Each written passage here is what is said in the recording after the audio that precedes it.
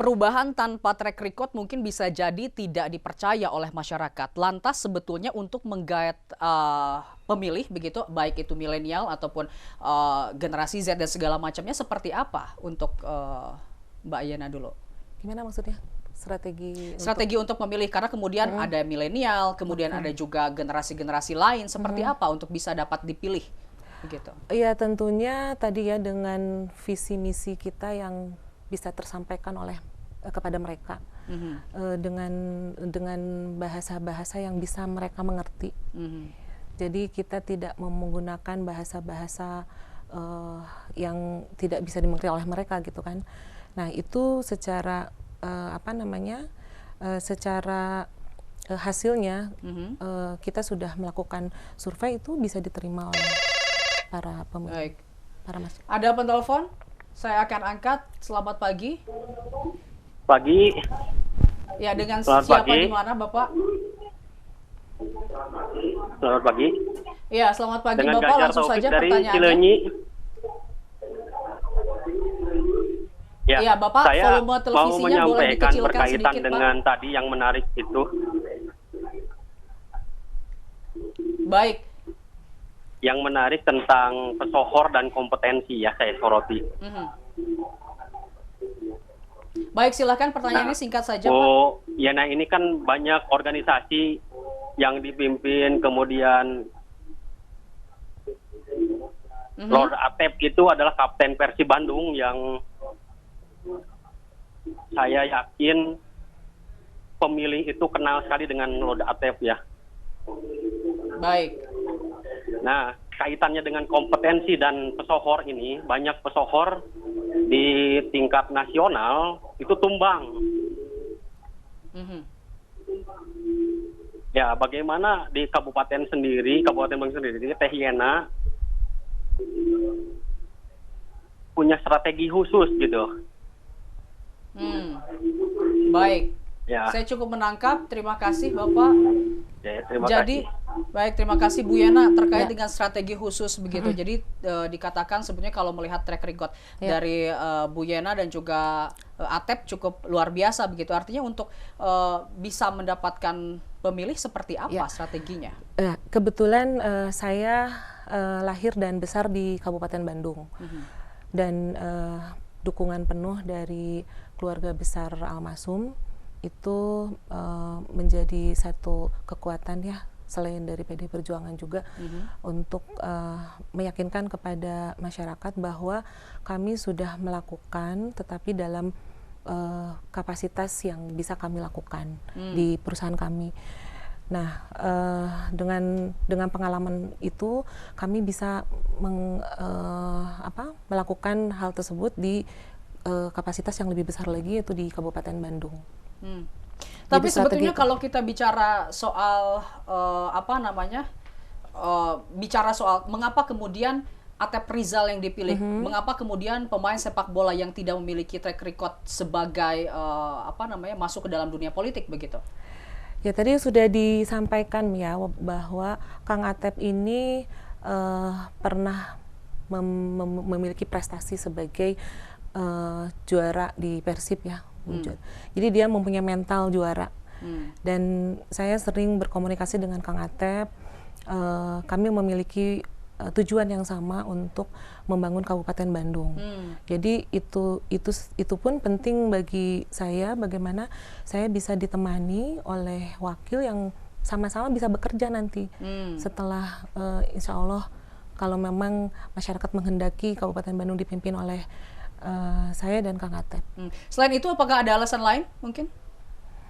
Alasan lain ya hanya itu. Itu saja ya. Sebenarnya gini Pak Firman, kalau kita bicara soal orang yang masuk dalam politik tapi tidak memiliki track record, bagaimana menyampaikan kepada masyarakat bahwa kita bisa untuk maju di politik begitu? Ya, jadi sebetulnya ada perkembangan menarik ya dalam politik dunia, tidak hanya di Indonesia hari ini, adalah ketika banyak orang-orang yang tidak punya latar belakang politik justru kemudian masuk ke dalam politik dan dia diterima oleh publik. Karena persoalannya publik itu juga lelah terhadap elit-elit partai yang kemudian tidak bisa melakukan perubahan. Nah, itu yang terjadi fenomena seperti Donald Trump gitu ya, Bolsonaro di Brazil, di Filipina dimanapun begitu. Nah, dalam skala lokal mungkin saja itu kemudian ditangkap sebagai sebuah keresahan publik. Maka kenapa kemudian muncul orang-orang yang memang tidak banyak bersinggungan dengan politik dan pemerintahan sebelumnya. Baik, Pak Firman dan juga Bu Yena, kita sudah ada penelpon kembali. Halo, selamat pagi. Halo.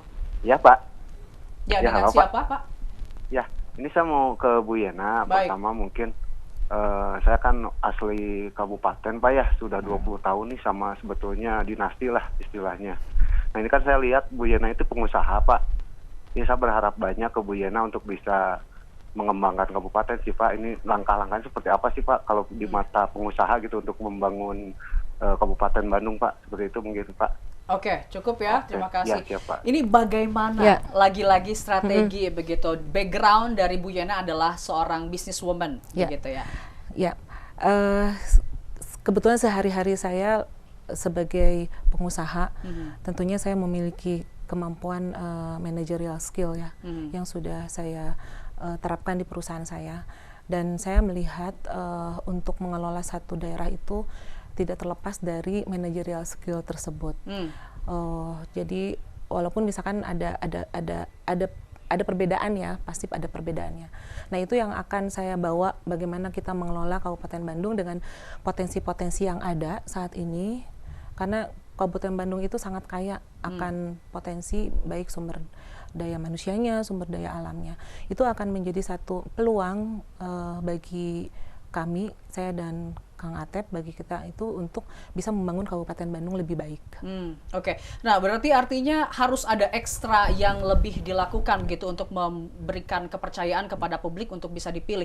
Lantas apa saja yang memang perlu dilakukan begitu untuk pasangan-pasangan yang contoh seperti ini begitu, tidak memiliki track record secara politik tapi secara background sudah cukup luar biasa begitu. Ya, satu tentu soal peningkatan kapasitas.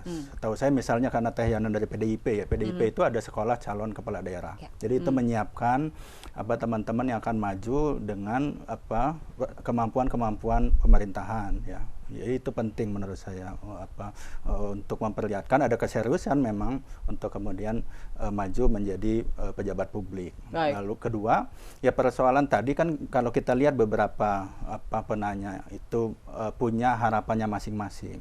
Dalam kampanye kita kenal yang disebut micro targeting. Memang ini menjadi penting bahwa kemudian memetakan apa sih sebetulnya yang menjadi aspirasi publik di Kabupaten Bandung. Tentu ada banyak sekali. Nah itu kemudian harus dipilah yang mana menjadi prioritas dan itu yang harus dijawab. Bagaimana kemudian menjawab aspirasi publik itu dengan program-program pembangunan yang konkret yang itu bisa direalisasikan selama 5 tahun ke depan. Saya pikir kalau itu dilakukan begitu ya dengan baik, dengan efektif, menyasar pada segmen-segmen pemilih yang spesifik, itu akan membantu menurut saya untuk bisa menaikkan elektabilitas ya dalam pilkada. Baik, ini berarti terakhir saya akan tanyakan ke Bu Yena, saat ini sedang COVID-19, begitu artinya berarti ada sedikit pergerakan yang dibatasi gitu terkait dengan kampanye. Apa strategi yang akan dilakukan, singkat saja Bu Yena? Ya, tetap ya di era new normal ini kita juga harus mengutamakan protokol kesehatan. Jadi saya biasa melakukan baik itu secara virtual, mengunjungi masyarakat, kalaupun tidak juga dengan batasan-batasan masyarakat yang ada di sana. Jadi tidak terlalu berkerumun massa. Baik. Semua menggunakan masker, physical distancing dan lain-lain. Terakhir, seberapa yakin bisa memenangkan kontestasi di Pilkada Kabupaten Bandung, Bu Yena? Ya, bismillah. Saya dengan pergerakan yang saat ini saya lakukan, insya Allah saya yakin untuk memenangkan pilkada di Kabupaten Bandung. Yakin untuk memenangkan pilkada di Kabupaten Ya. Bandung. Ya. Terima kasih sekali lagi Bu Yena dan juga Pak Firman sudah hadir di iNews Jabar. Pemirsa, dialog tadi menutup perjumpaan kita dalam program iNews Jabar. Saya Iwan Sepriadi mewakili kerabat kerja yang bertugas mengucapkan terima kasih atas kebersamaan Anda dan sampai jumpa.